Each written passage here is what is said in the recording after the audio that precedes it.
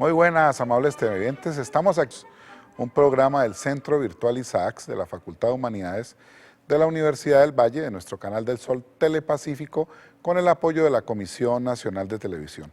Hoy vamos a hablar de un asunto muy importante para una cultura, para la vida diaria de todo ser humano, que es la cocina, la gastronomía. Y para ello tenemos una invitada peruana que nos enorgullece tenerla en Colombia, porque su trabajo es extraordinario y nos puede aportar muchísimo en un diálogo que tenemos que establecer entre nuestros países, entre nuestras regiones. Se trata de Isabel Álvarez Novoa, una socióloga, comunicadora y en especial una investigadora de la cocina peruana y lo que significa para la construcción cultural de un país. Y para hablar con nuestra amiga Isabel Álvarez, al doctor Germán Patiño, historiador, antropólogo y también un gran investigador de la cocina, con un libro extraordinario que se llama Cocina de Negros. Está ahora en un gran proyecto de rescate de la memoria gastronómica de este país con el Ministerio de Cultura. Entonces vamos a hablar muchísimo de estos temas aquí en Conversan 2.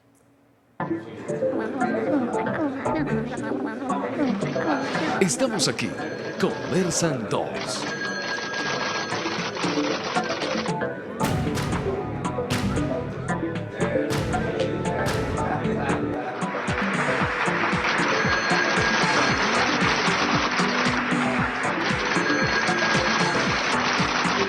Conversan 2. Bueno, aquí en Conversan 2 con Isabel Álvarez y con Germán Patiño vamos a hablar de ese tema tan importante como es la gastronomía, como es la cocina, que es factor de identidad, de cultura de cualquier región, de cualquier localidad, y por eso pues hemos invitado pues a nuestra amiga Isabel. Para empezar el diálogo, como es costumbre, vamos a ver primero una nota.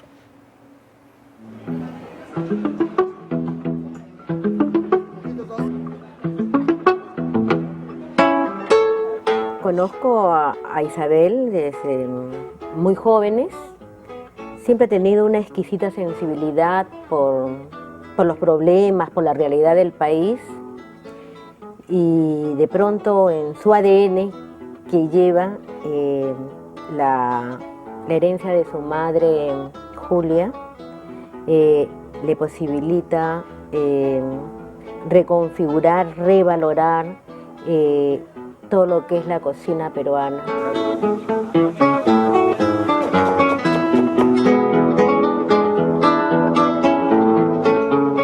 Isabel se va a convertir a la fecha en el referente no solamente de la investigación de la cocina peruana, sino también como cocinera y como una persona que revalora el papel de la mujer y revalora la cocina desde el ámbito cotidiano, local, regional, ¿no? Y es precisamente la primera en el país que le pone el mantel largo a la cocina peruana.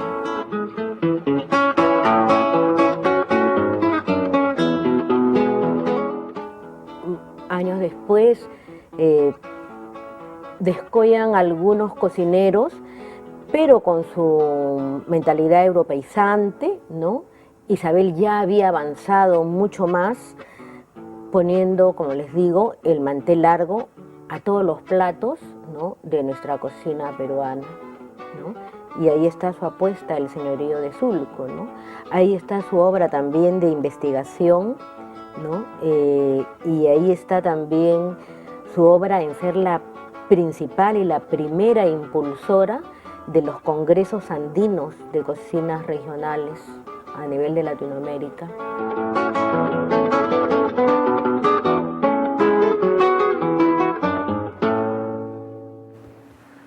Bueno, Isabel, el señorío de Sulco, que hemos estado allá en Lima, donde fuimos a hacer las notas con el equipo de Conversan 2, sé que tiene una larga historia y empieza en tu madre y que ha sido una figura fundamental en tu vida.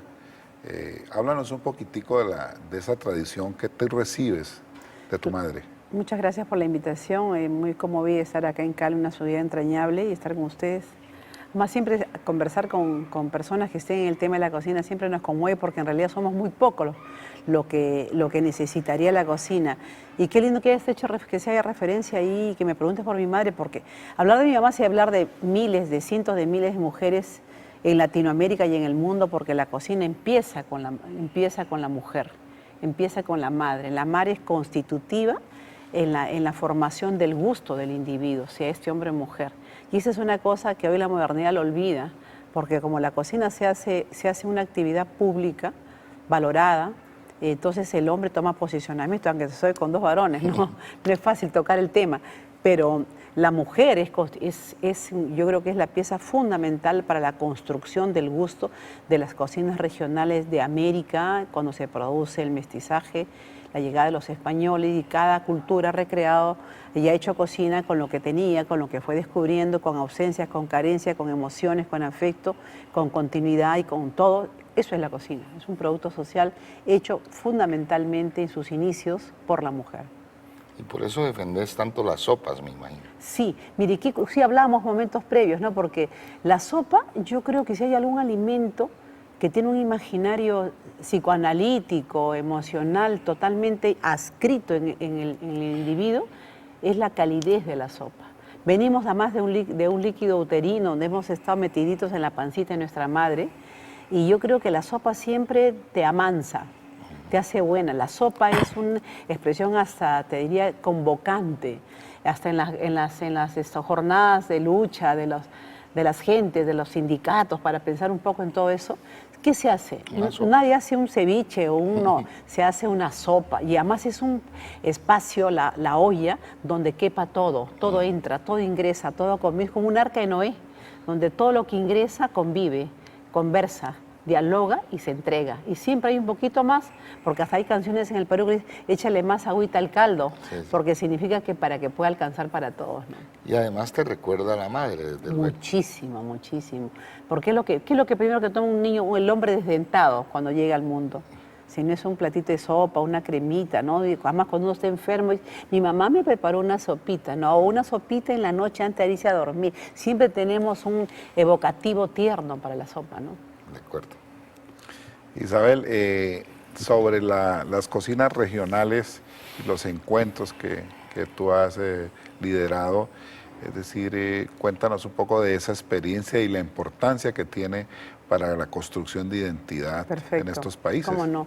Sí, es importantísimo, y sobre todo quiero pensar en Colombia, porque acá conversando con Germán me cuentan que van a levantar ustedes un corpus, que me parece hasta el nombre importantísimo, de los platos que identifican las regiones. Yo creo que la premisa sería así, ¿no?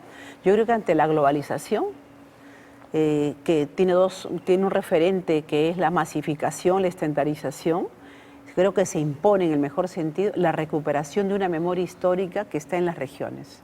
Yo creo que un país no es un plato, un país es sus cocinas regionales y sus platos regionales. Que de allí, por una razón o por otra, porque gusta más, porque de repente por ahí por política de Estado se posiciona un plato más, caso del Perú, y cuando uno se habla del Perú dice plato emblemático del Perú, el ceviche. Sí, pero para las culturas de la costa.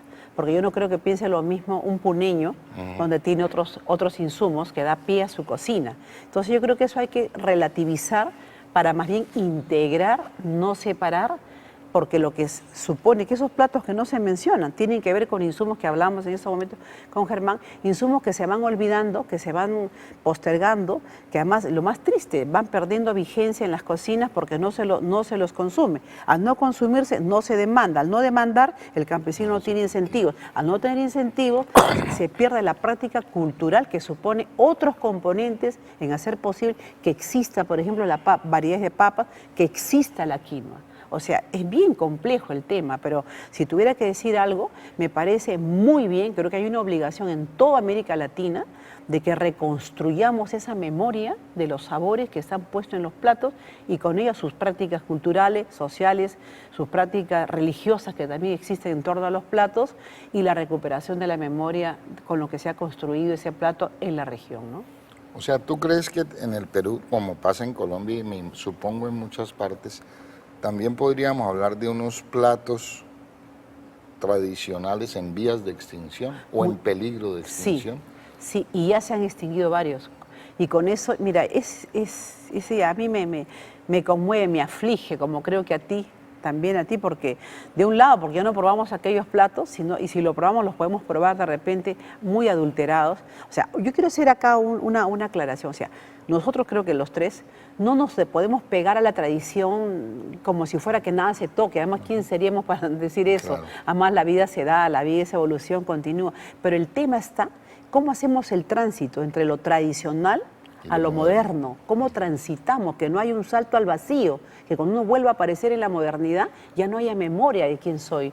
Pero ese es el signo de hoy. O sea, la levedad, lo efímero, lo rápido, la moda, todo pasa. Entonces, ¿qué es lo que tenemos como obligación nosotros con nuestras culturas ancestrales y con todo lo que hemos construido y han construido nuestras madres? Es la recuperación de esa memoria puesta en los platos, porque creo que esa es la tarea fundamental.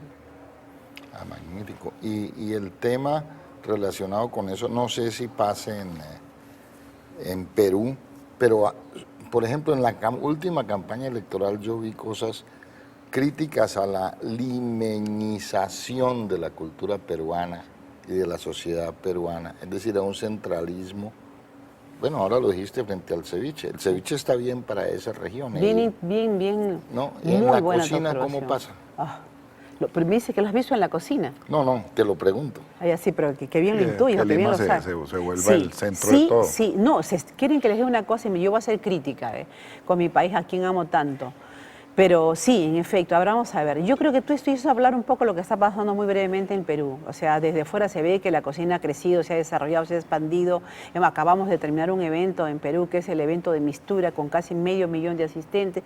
20 y tantos chefs de los grandes del mundo han venido a pasearse, a mirar lo que pasa en la cocina, en fin, qué sé yo. Se ha puesto también en valor cocinas tradicionales que han ingresado. Hemos estado en un gran convite, así casi bien pantagruélico, ¿no? O sea, viva la comida, qué rico como y pasa, pero ese es un momento de fiesta, no siempre estamos de jarana, o sea, hay que trabajar en las cocinas. Sí, ¿qué cosa es lo que hay? En realidad, las políticas de Estado, y por una serie de organismos, básicamente el Ministerio de Industria, Turismo, PROMPERÚ, tiene una política de apoyo, pero los platos que más se promocionan al exterior son los platos de las ciudades y básicamente Lima. Es que Lima es una gran panza, con unos grandes colmillos. Lima se traga todo. Y una vez que entra su panza inmensa, no reconoce de dónde viene. Al punto, mira, nosotros tenemos platos en Lima, aunque ya están totalmente legitimados como limeños, un plato que dice papa la huancaína, que lo deben haber probado. Y la huancaína viene de Huancayo, de la región del centro. O sea, pero a nadie, a ningún limeño se le ocurre pensar que cuando dice eso, se está refiriendo a Huancayo. Simplemente lo hemos adscrito. Entonces, el ceviche, te decía, los mismos dulces, el suspiro, pero hay tantísimos otros dulces. Todavía no lo estamos viendo así y eso tiene que ver. Y eso por eso yo los invoco, los exhorto, les pido, pensando en la patria grande de América del Sur, países andinos, qué bien que levanten la información de lo regional. Ustedes tienen, por ejemplo, lo del Amazonas, que lo han estado ahora incorporando. También, lo de mira, la Amazonía todavía sigue siendo para los propios peruanos todavía desconocida. Exótica. Esa palabra la detesto, perdonen que hable en esos términos.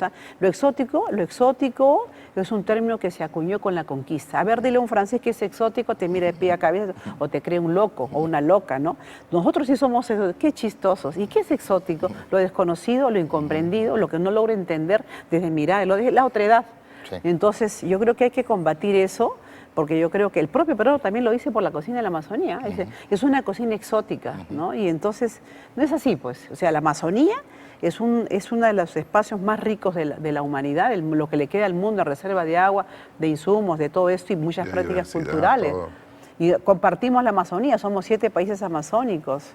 Y bueno, en Lima voy a hacer un evento próximo, he juntado 4 o 5 países, en el restaurante lo vamos a hacer, sobre cocina amazónica la primera semana de noviembre, que se va a llamar Amazonía, el otro sabor del mundo, para que se sienta que la Amazonía tiene peso y espacio grande. Y además, digamos, casi todos los ingredientes que consumimos en las otras zonas, según parece, vienen del Amazonas. Es decir, allá se criaron, allá fueron silvestres, se dispersaron y ahora sentimos que no son de allá.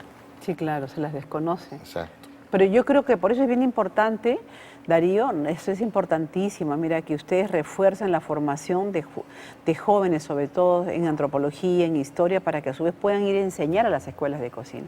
Para que un chef, un cocinero, prefiero de cocinero, cuando salga, no sea solamente un repetidor de recetas.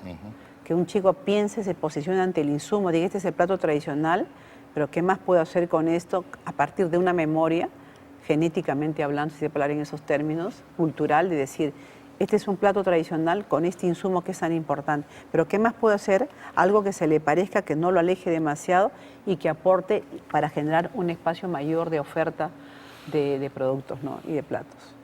Sí, eso es muy importante.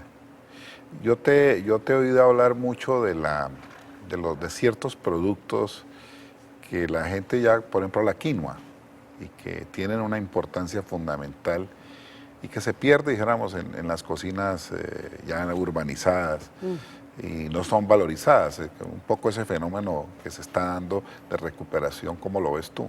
Sí, claro.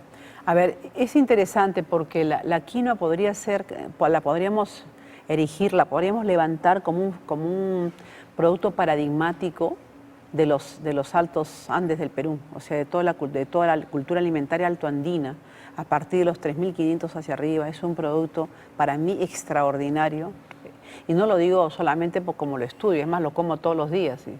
Si tú vas ahorita a mi casa a Lima, abres el frigidaire, vas a encontrar quinoa. La quinoa es un alimento delicioso, fino, con un alto valor nutritivo, buenísimo para muchas cosas, pero sin embargo no ingresa todavía, no se esparce por las demás provincias, regiones del Perú, se come sí en Puno, no se incentiva su cultivo, y tenemos, mira, dicen los expertos que hay más de 600, es una cosa que yo no la creo, no porque me mienten, sino que me parece demasiado para admitir, más de 600 variedades de quinoa, que es una monstruosidad. Entonces, entre Perú, entre la zona de Puno, porque la quinoa es originaria, imagínate, es originaria del lago Titicaca, pero entre Bolivia y Perú, Bolivia compra a veces a Puno, porque a veces es dificultoso también poder recoger los granos, pero no tiene el reconocimiento. Es que ¿saben qué pasa? Yo creo que una de las cosas que, disculpa como que me aparte, pero para que se pueda entender, yo creo que también el gusto, la capacidad de saborear se ha atrofiado en nuestras culturas por el fenómeno de la estandarización, por todos los alimentos que hoy comemos en bolsitas que te adormecen el paladar, que te hacen requerible algo casi como una manía, pero no con la capacidad de seleccionar como si nuestra boca fuera un pentagrama y cada nota que ingresa, que es la comida, uno tiene que tener la capacidad de discernir que eso es rico, que eso está bien. Entonces la gente come por llenarse, por ahí un saborcito que se fija y uno lo compra y lo estimulan bien. Y entonces, ¿por qué digo esto? Porque la quinoa es un sabor limpio, es un sabor suave.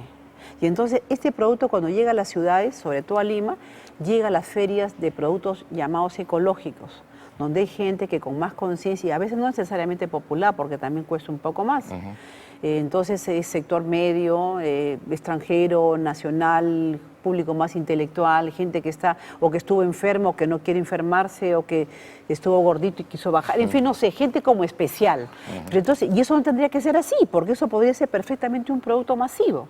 Bueno, sin embargo, no ingresa. Fíjate, y es una gran resistencia cultural, porque en el fondo acá sucede parecido con la quinoa, que también se produce. Ese fue un cultivo combatido por los españoles para sembrar su trigo. Muy bien, exacto. Y nos quitaron un cereal prodigioso, y entonces hay todo un sentido de libertad en el fondo, al promover el consumo, la cocina y el cultivo de la quinoa. Además hay un propósito central de soberanía alimentaria en todo eso. Totalmente. Ustedes tienen productos maravillosos que nos han llegado porque el Incairo, sobre todo a esta región nuestra, hasta por acá llegó el Incairo de alguna manera.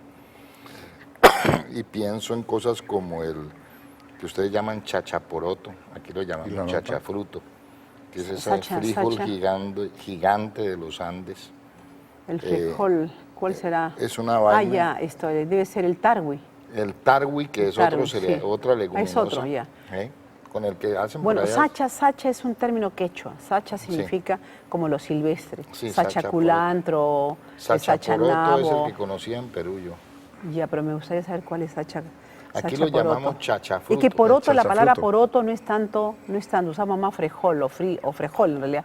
Usted le dicen frijol, ¿no? Sí, frijol. Y esto, bueno, frijol en algunas poroto zonas. le dice más, esto, ¿En ¿cómo México? se llama? No, lo dice Chile, por ejemplo, Chilenos. o Argentina, sí. Porotos. O judías. Orejones. Y mire, ese es otro tema importante, ¿no? Tratar de los andinos, los latinoamericanos, tendríamos que aprender a reconocer cómo nuestros productos, los mismos, tienen diferentes nombres. A veces sí. un chico más sabe un corte arjuliana, Sí, sabe claro. más cómo se habla en francés, pero no sabe cómo se llama al país al costado de su Al país. lado, sí, la concha prieta, que acá llamamos piangua, no sabemos ni allá que aquí. Concha, sí. allá le llaman conchas Concha negras. negra, la Conchas concha negras. negra. Concha Claro, negra. que el primer evento que tuvieron ustedes en Colombia, el que ganó fue una Piangua. tortilla de piangua. Estuvimos juntos Que de estuvimos jurado, juntos allí de nos jurados, conocimos, claro, así es. claro que La sí. tortilla de pianga. El tamal de piangua. El tamal Sí. de piangua. Bueno, vamos a hacer un corte y ya regresamos a esta extraordinaria conversación con Isabel y Germán Patiño. Ajá.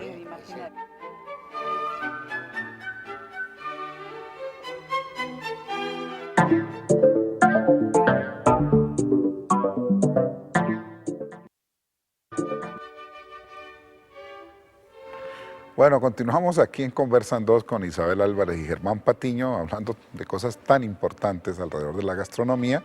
Vamos a ver otra nota para continuar nuestra conversación. En el mercado. Esta es la machua, pero que es diferente de la oca. La machua es una delicia, parecido también a lo que tiene los yucos.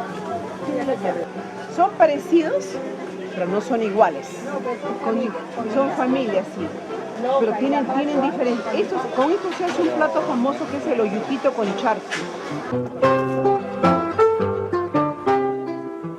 Es la impulsora de una cocina que recoge la esencia tradicional y es capaz de recrearla sin perder la esencia, el sabor, ¿no?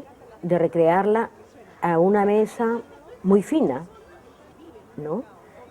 Respetando los ingredientes, ¿no? Y con la exigencia y el respeto, ¿no? a todo, digamos, el origen de los platos, ¿no? Señalándole justamente el reconocimiento del origen de los ingredientes, de quienes lo hacen, cómo lo hacen, etcétera, ¿no?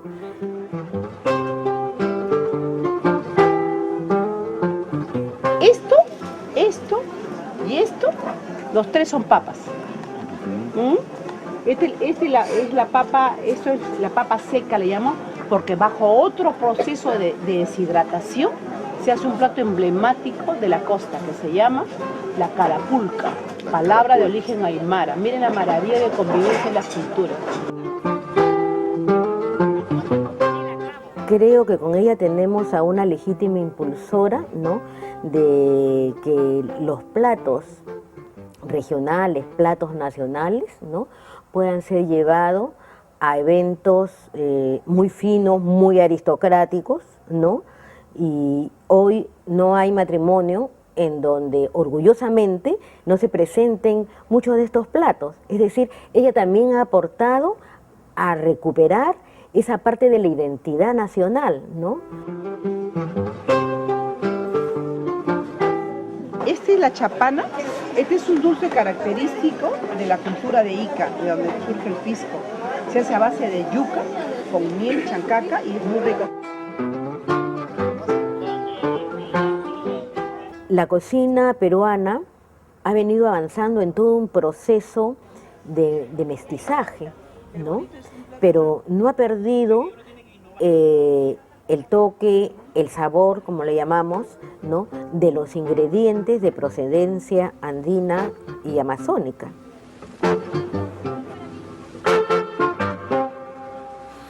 Bueno, después de ese recorrido de la mano de Isabel allá en el mercado de Sulco, Cuánto colorido, ¿no? una belleza, es un mercado extraordinario.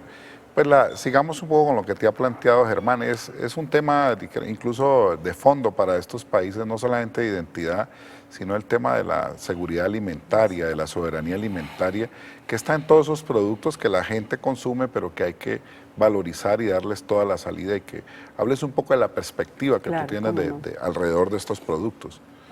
A ver, a mí me parece el tema, en primer lugar, es trascendente, vital, y hay que encararlo ya, pero hay que partir por reconocer la problemática, todas las implicancias que tiene para ver todas las salidas y cómo estas salidas se amarran en una perspectiva al tiempo conjunta, porque no hay una salida.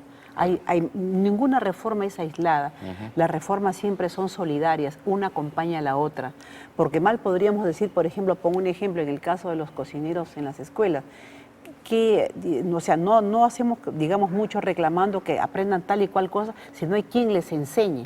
¿Y quién enseña a aquel chef instructor si no tendríamos que ser, digamos, los sociólogos, antropólogos, gente adulta que trabaje el tema? O sea, en realidad es como una especie de encadenamiento, como eslabones de una cadena. Entonces, cuando se toca el tema de la seguridad alimentaria, es un tema importantísimo. ¿Por qué? Porque el gran problema, la gran contradicción que hay en la separación es entre la gastronomía como placer y el tema de la alimentación y la nutrición. Pero además que se instale en un paradigma que nos hemos generado desde Occidente y que acá lo reproducimos en amplitud y con felicidad, es el hecho de que cuando se come muy sano es como si no se gozara.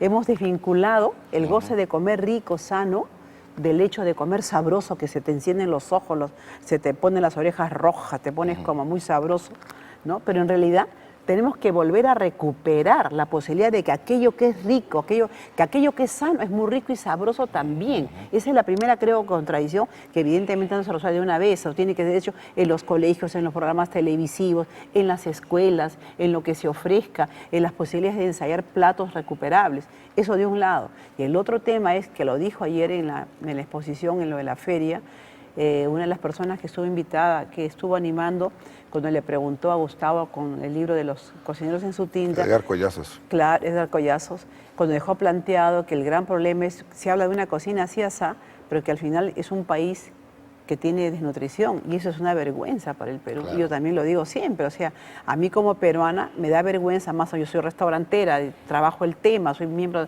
de dirección de la institución que dirige Mistura, sin embargo, y esta es la gran contradicción, las zonas de mayor desnutrición del país son las zonas justamente de mayor riqueza y biodiversidad, y la población más afectada son los niños, o sea, somos unos Herodes.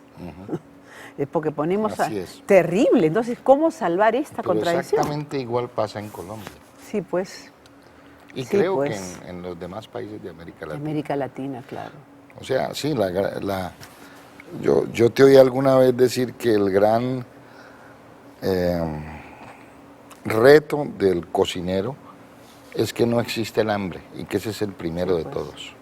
Y Claro. luego vendrá lo demás. Entonces sí es clave esta recuperación, este fomento de todos esos productos tradicionales y los platos que se hacen con ellos, que pueden resolver muchos de estos problemas. Sacha Inchi, es que nos aclararon Nos ahora. alcanza ahorita Marisa que Vicencio. sí, nos Sí, dijo claro, que era Sacha sí. Inchi. Ahora, que es un maná. Se está haciendo, es que ser justo también, o sea, se está tratando de impulsar las pequeñas producciones con productos, con insumos locales, se está haciendo, pero todavía es poco. Lo que pasa es que también estamos enfrentando otros problemas que están como plano de fondo, Claro. o sea, el tema del calentamiento global, que es el tema del problema del agua, y el tema de la desertificación, y el problema del empobrecimiento de las tierras. Sí. ¿Por qué esto? Porque si también no se cuida esto, no se puede producir aquellos que quisiéramos que ingresen, aunque sea en pequeña escala, al mercado. De Como acuerdo. para o sea, en realidad el problema es múltiple. No, claro, y es un problema de un modelo de sociedad que impone cosas aunque uno no lo quiera. Lo que Entonces, decíamos, lo del eje, sí, ¿no? sí, fíjate. El dios del mercado es como un dios. El dios Además, mercado. como que no tiene rostro, además, porque es un dios que te dice, es que el mercado, como cuando se malogra un sistema en la computación, ¿qué pasó? Mi documento, el sistema no funciona. Entonces, el sistema es como Dios, que no lo puedes tocar, o sea, no lo ves. Y no es así. Hace lo que quiere, Hace lo sí. que quiere. Sí. Y no es así, pues, ¿no? Sí, no claro. tendría que ser así. No debemos permitir que sea así. Sí, fíjate, hablábamos antes de esto de una fruta nuestra que te gusta mucho, el lulo, o naranjilla, que la Naranjilla. llaman también. Ese es un producto de la agricultura campesina de pequeña escala de las altas montañas. Y es muy gustoso, desde luego, y es una gran fruta. Bueno, y le encanta a la gente en Colombia, no tiene problemas de demanda. Al contrario, la agricultura de pequeño campesino en parcelas de montaña no alcanza a suplir la demanda interna. Eso tiene que ver con una visión de lo que hay que cultivar y de qué hay que promover, ¿no? Porque entonces aquí si no es la caña de azúcar, o si no es el café, o si no es, no sé, tal variedad de maíz, porque ni siquiera se trabajan todas las variedades posibles de maíz, o de papa, o de lo que sea. Los otros productos, sobre todo los de la economía que no es empresarial y no está en el mercado, para volver con el tema, no van a tener apoyo ni redes de distribución, ni marketing, ni nada de lo que tienen los demás productos. Están en una desventaja enorme. Me estás contando lo mismo de Perú. Sí. Pasa lo mismo, pasa lo mismo. Claro, ese es un mal nuestro. Y para eso es que nosotros debiéramos trabajar desde la cocina, aunque no se crea. Claro, por eso es importante, creo, y eso creo que debería llevarnos a una especie de, qué sé yo, de consejo, de acuerdo común, es que obligar, si se puede hablar en los mejores términos, a los gobiernos que sus políticas locales, regionales, formen cocineros con esta visión integral. O sea, de que a la par que pueda ser un plato moderno, claro, ¿no? Que es inevitable, pueda también con esos insumos locales de esa región, porque están cercanos, son posibles, no tienen que trasladarse, por lo tanto el costo es menos, poder trabajar platos alternativos. Pero para que un chico haga eso tiene que tener un compromiso, tiene que tener un amor a la cocina, y no se puede amar lo que no se conoce. Sí, Eso claro. lo dice un compositor nuestro muy querido, Manuel Acosta Ojeda. No se puede amar lo que no se conoce. Hay que enseñarle a conocer, pero en proceso simultáneo de cariño, de pertenencia, de defensa a la vida, a la región, a su gente. Entonces, en realidad, como vemos, son varias cosas al tiempo, como lo que estamos aquí. Yo creo que conocemos, pero nos apasiona el tema y como que no nos alcanza la vida para querer hacer tanto, porque es una especie de angurria que te entra de querer hacer, porque sientes que donde vas abriendo puertas, sientes que se puede ir construyendo cosas. Entonces, hay que fomentar, creo, cocineros regionales con ese sentido de pertenencia, de defensa, de desarrollar una cocina buena, exquisita, y que a la par desarrolle también la capacidad de potenciar los alimentos para combatir la desnutrición. Isabel, yo quiero que le hablemos a nuestros televidentes porque me parece muy importante la visión crítica que tú tienes de todos estos movimientos que ponen de moda ciertas cocinas, ciertos cocineros, el tema de ciertos chefs y ellos son los gurús, por encima de todas estas cosas que estamos hablando. Que tú nos cuentes un poco de esa visión crítica que tú tienes de todo esto. Porque sería de lo más saltante, sería de la, porque ya está pasando también, ¿no? La llamada cocina esta mal llamada por molecular, porque en realidad todo tiene moléculas, ¿no? Pero digamos, como que se posicionan nombres en el imaginario. A ver, me tocas un tema que me mueve un poco el hígado. Los chefs mediáticos, digamos. No tanto yo, fíjate, yo pensé que me querías preguntar sobre el tema de la cocina esta molecular, de lo claro. Sí. No, porque mira, vamos por partes. Yo creo que en nuestro continente, desde Argentina, Brasil, Chile, bueno, todos los países nuestros, incluido por supuesto el Perú, es más, mi hijo es parte también de ese medio, porque es cocinero. O sea, yo creo que está bien, o sea, que los chicos se quieran, sientan autoestima, se sientan orgullosos de mostrar una cocina, me parece muy bien en términos generales, o sea, ahí, pero no hay que excederse en eso, porque ahora los chicos ya no quieren, los cocineros famosos, no quieren ni que les tomen una foto, porque todo pasa por ser, a veces son imágenes de firmas, y cobran muy bien. Bueno, eso como que está bien, digamos, ¿no? Pero lo que sí me parece a mí es, y quiero hablar en términos de culturas, desde este lado hacia el otro lado, la cultura eurocéntrica, todo lo que es Europa, ¿no? Yo creo que Europa nos sigue mirando todavía como hace, para exagerar, como hace, no sé si hace 500 años, pero España se ha autoposesionado y nos los viene a contar a nosotros, y no acá en América no decimos nada, como la llamada cocina de vanguardia. Que yo creo, como para señalar nomás algunos, porque el tema es extenso, yo creo que en realidad es todo un tema que tiene de delimitarse y deslindar, o de, no sé, como encarar un poco su posicionamiento en España, porque de España, en Europa, la gran cocina siempre ha sido como imaginario Francia, Italia y por ahí España. Pero con todo este fenómeno que da pie hace más o menos unos 15 años, lo de Ferran Adrià, España y concretamente Cataluña decide levantarse, erigirse como la cocina de vanguardia del mundo. Y obviamente los críticos, los que desarrollan estos temas, que se expresan en los varios años ya que se hace Madrid Fusión, cuando vienen a América, vienen con una arrogancia que es francamente intolerante. Insoportable. Mejor si lo dices tú, que además eres colombiano, insoportable. Viene aquí y vienen con una arrogancia que no se lo podemos tolerar, señores, señoras, Sí. jóvenes, no toleremos eso.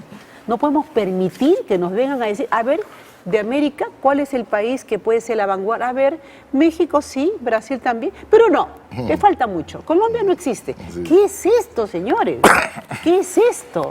A nosotros ¿A razón de qué nos dicen A nosotros eso? nos ha pasado peor para matizar la cosa. Aquí llegó hace unos 20 años llegó señor. un escocés que a diferencia de estos chefs mediáticos, en el mal sentido de la palabra, Kendall McDonald's. que Conozco. llegó como profesor de inglés, no sabía cocinar, no sabía picar una cebolla.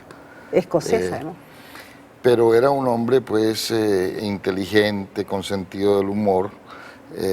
Recio. El provincianismo pantagruélico, porque es excesivo de la élite dirigente bogotana, por el hecho de tener un sonoro apellido escocés, inmediatamente le abrió las puertas de todos los medios de comunicación del país Lo conocí. y se convirtió en un 2x3 en el gurú de la cocina colombiana y la persona que era invitada obligada a todos los congresos, eventos, promovía a los cocineros y cocineras que él creía y le caían Sancionaba, bien. golpeaba, hacía lo que quería. Exacto. Claro. Y eso era horrible, la verdad era terrible. Sin embargo, aquí todavía se sigue pensando que realmente ese señor que no sabía cocinar era una autoridad culinaria de primer nivel, porque era escocés. Yo me lo encontré a él en un evento que iba en Popayán. Sí. Y yo estaba sentada en la mesa y él habló primero y yo me fui como el increíble Hall, me fui cambiando. Yo dije, Isabel, tranquilízate, ¿no? Pero me pareció, no, y dijo cosas bien fuertes de Colombia. Y yo Sí. veía las caras, yo dije, ahorita alguien se para, le dice algo. No, todo el mundo lo miraba como que, pégame, papá, pégame, pégame. Sí, sí, sí. Y yo le dije varias cosas, no las voy a repetir, pero le dije que no estaba de acuerdo, que no veía así América, no veía así Colombia. Y bueno, creo que de alguna manera, cuando se acercó como diciendo, Matizado. bueno, matizándola un poco, pero sí tuve la oportunidad de conocerla. Esa es una cosa. Bueno, vamos a hacer una pausa y ya volvemos aquí a esta interesante conversación con Isabel Álvarez y Germán Patiño.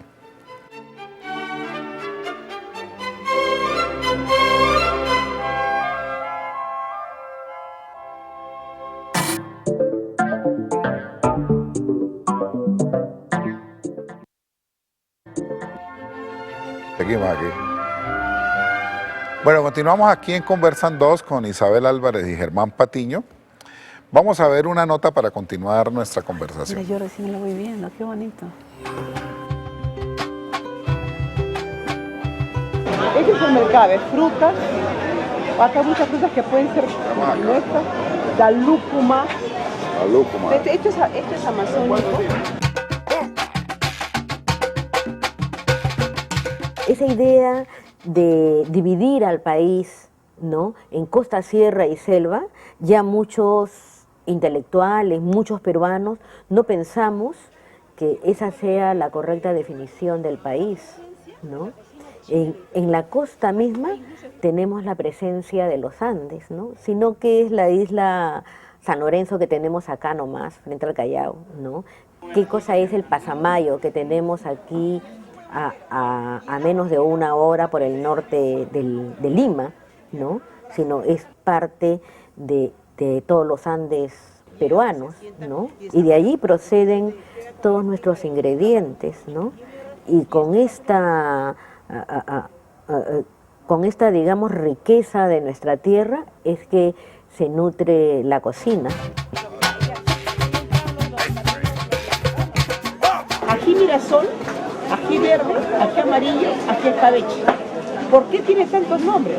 Porque nunca nos hemos atrevido a darle identidad propia a cada insumo. hasta un determinado momento se ha visto la cocina peruana como una cocina costeña o como una cocina limeña concretamente, ¿no?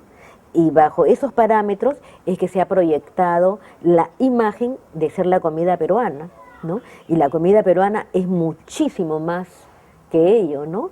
Y en ese sentido creo que le debemos a Isabel el haber puesto las precisiones teóricas, académicas, ¿no?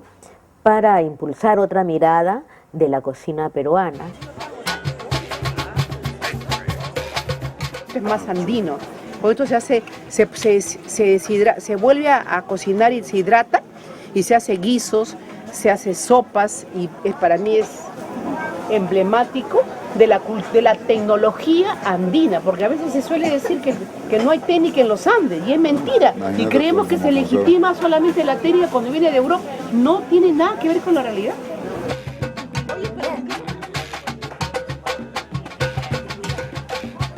Defendemos una cocina regional para darle y reconocerle la identidad de su procedencia, la identidad de su recreación, ¿no? Pero tampoco no estamos estacionados en el tiempo, ¿no?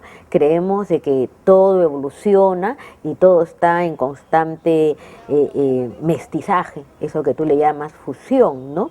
Tanto que no consideramos nosotros que, por ejemplo, ese famoso cliché de cocina de autor, ¿no? Porque consideramos de que la cocina es producto así de procesos largos en donde han intervenido colectividades, ¿no? Y entonces no hay una persona, ¿no? que se le identifique con un plato. Lo que identificamos son platos que se producen y se consumen en determinada región y que se consumen en diferentes fases de la vida de esa región.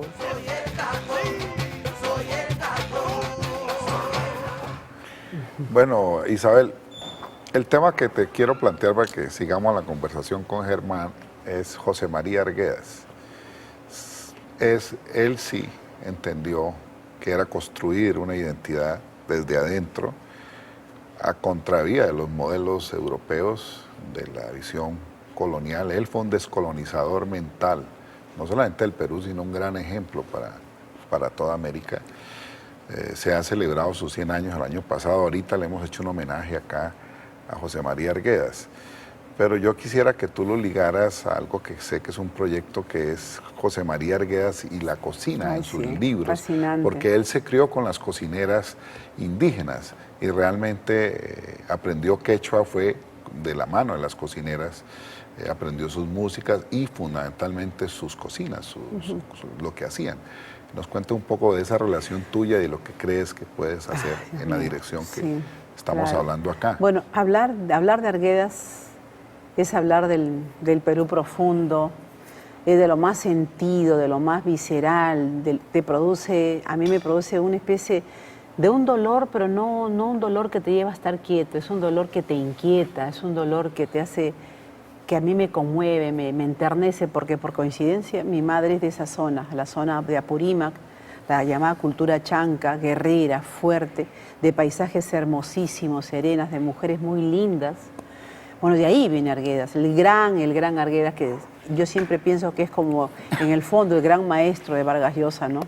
Es como su otro yo no resuelto, si me permiten hablar así, de Vargas Llosa, porque si algo tiene de maravilloso Arguedas es que es universal, en el sentido que toca la esencia humana, y yo justo le decía a nuestra amiga Estopinilla ayer en la conferencia, una cosa que le agradezco, porque ella es una gran conocedora del tema de Arguedas, es que cuando uno lee la obra de Arguedas, uno se da cuenta cómo él está absolutamente, lo comprende, entiende la vida de la naturaleza, la vida del campo a partir de la práctica de los hombres, o sea, cómo el hombre se entiende con la naturaleza, cómo la comprende, cómo no se pelea con ella, que es justamente la otra realidad de lo que hoy vive el mundo, ¿no?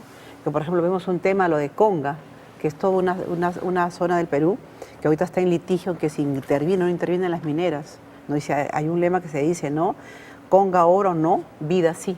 O sea, el oro no es vida, porque además hay una cosa que yo estoy desarrollando un ensayo, donde una de las cosas que yo tengo como premisa de trabajo, porque ahí también está muy metida el tema de la sauda en el caso de Tacna, y es que la actividad extractiva destruye la actividad productiva, porque lo extractivo se acaba en un momento, pero ¿se acaba en qué? En los productos que luego va a necesitar la industria.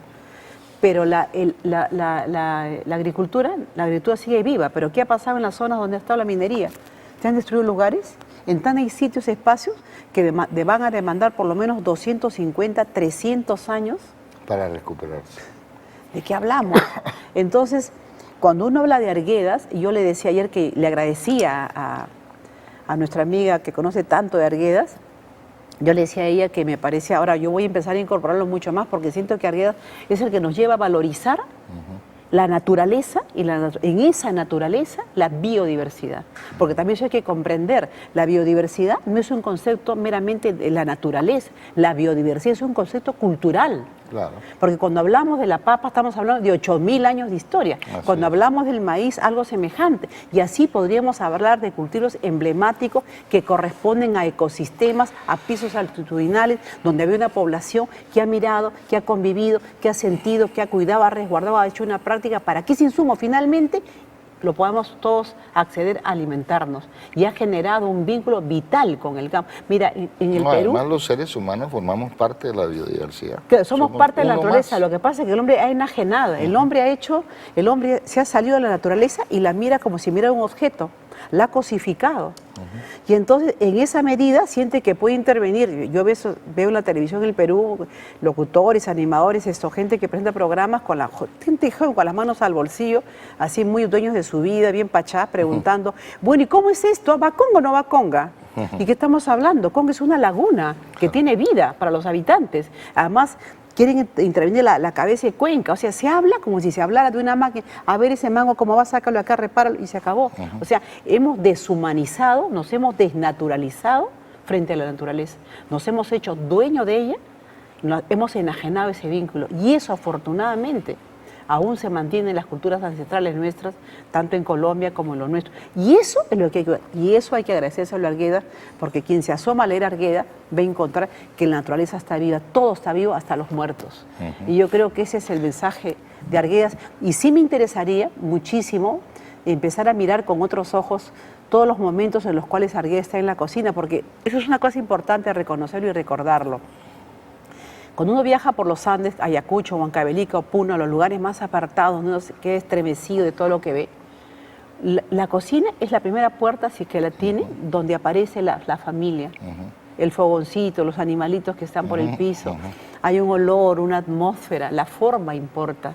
O sea, la forma, se queda grabado en tu basalidad, te sientas alrededor del fogón, sale la comidita, ¿no? Que ahí va la sopita hirviendo hasta con un ruido y olor característico. Si eso no es humanidad, ¿qué cosa es? Sí, claro. Y entonces Arguedas se ha nutrido de eso. Arguedas incluso lo mandaban a dormir a la cocina. Y fue una bendición.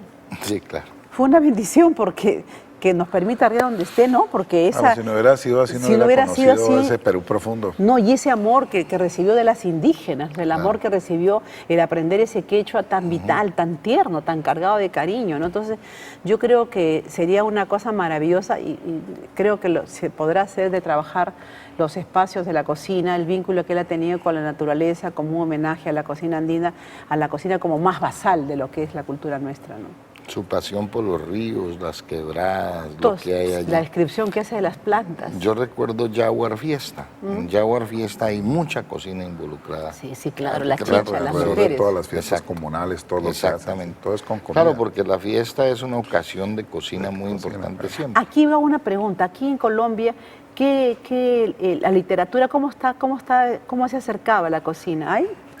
Por ejemplo, Sí, García Márquez, si yo no supiera, me preguntaría, ¿ustedes ven que García Márquez ha metido las narices por los fogones? Sí. García Márquez tiene muchas referencias a la cocina del Caribe colombiano, en toda su obra.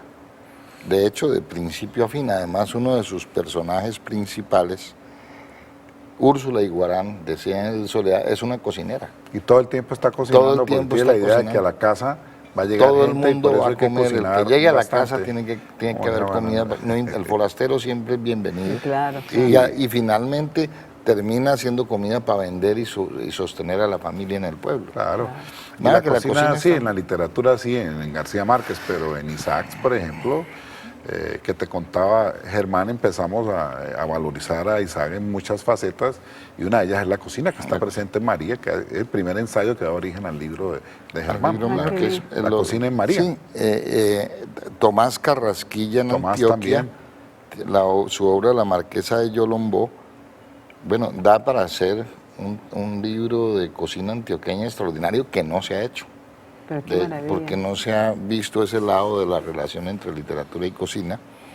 No se ha visto, en pasos pequeños, pero nos falta hacer una indagación grande.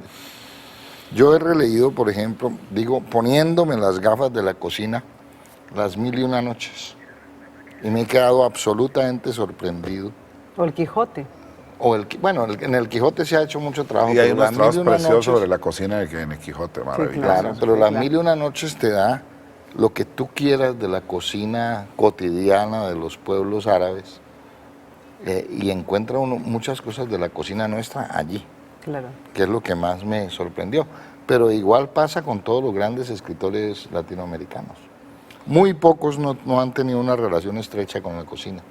No sé si será una cualidad del buen escritor prestarle atención a la cocina, no solo como una sensación de gusto, sino como una cosa que ayuda a definir un personaje, ayuda a definir una población, ayuda a definir un país. Es decir, como un factor de identidad cultural muy fuerte. Lo que pasa es que, mira, y eso es bien importante decirlo, yo creo que la Cenicienta siempre ha sido, perdón, la cocina siempre ha sido la Cenicienta en todas las manifestaciones de las disciplinas, en la sociología, en la antropología. Ahora mismo en la universidad, en Perú, una universidad que es San Martín de Porres, que ha hecho tanto por la cocina, incorpora una maestría de gastronomía, pero las demás por ahí lo ponen como curso electivo. La Universidad Católica. Yo he lidiado trabajando, hablando hasta con el vicerrector, y un día me preguntó algo que no lo recuerdo, no sé ya con qué sentimiento. A ver, si tuvieras que argumentar que va a ingresar a la cocina, argumentame por qué tendría que entrar la cocina a la academia. Y yo sentí que era él el que pensaba eso. Él dije, mira, háblalo bajito, que nadie te escuche, porque qué vergüenza sería que alguien pregunte eso. Sí, claro. Claro, yo estaba golpeándolo, ¿no? Claro. Y luego le expliqué, le dije, mira, hace 20 años España ya lo tiene, Italia también tiene sus cosas, Estados Unidos lo tiene, y por cómo nosotros que somos el espacio mayor de biodiversidad de todos estos países, Claro. ¿cómo no va a ingresar? Lo que pasa es que forma parte de un paradigma, ¿no? La gente no come lo evidente, el día que te tape la nariz y no puedas respirar, el aire está envenenado. Sí, es importante. El día que no tengas que comer y tengas que hacer colas o que te racionen de agua así, el agua importada. Y que, ¿sabes qué? Damos por evidente aquella cosa que tendríamos que ponerle atención, sentimiento, estudio y cuidado finalmente. Bueno, No, fíjate, en Colombia es igual o peor. Hay una sola universidad en Colombia que tiene un pregrado en cocina. Está en Bogotá. Así. Pero es una cosa de élite. Es decir, eso está dirigido a jóvenes y jovencitas de los estratos altos de la sociedad colombiana y no está pensado Como una constante, como un ¿no? derecho del ciudadano. No hay una sola universidad Sí. pública en Colombia que tenga un es pregrado de una cocina. deuda de la academia. Yo creo que, bueno, esa reflexión Estamos con un académico acá, tendríamos que hacer aquí, vamos a ver qué que se puede levantarse, hacer, sí, claro. romper muchas barreras. De todas maneras, Isabel y Germán, esta es una conversación muy importante para nuestra gracias. cultura y para nuestra región. Te agradezco que hayas No, estado aquí en el programa y a infinitas Germán, pues gracias. que siempre ha sido invitado permanente de nuestro programa. Nos vemos en una próxima edición de Conversa en Dos.